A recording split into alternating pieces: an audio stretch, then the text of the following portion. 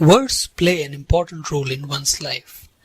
Yes, whether you are a student, a professional, a businessman, or a social worker, words can make or mar your fortune. If English isn't your first language, I know how difficult it is to find the right word at the right time. You always feel that your vocabulary is extremely limited.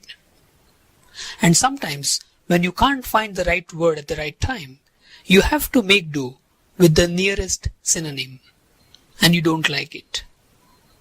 Well, if that's the case with you, please grab this opportunity.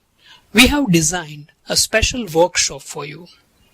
It's a 3-hour workshop in which we are going to discuss not just 1 or 2 or 3 ways, but 21 ways to improve your vocabulary.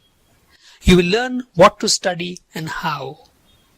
I'm sure you will be able to augment your vocabulary and enrich your communication skills in English after the workshop.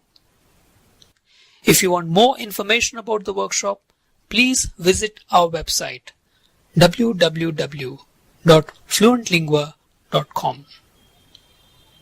I am Dharmendra Sheth. I look forward to helping you. Thank you very much.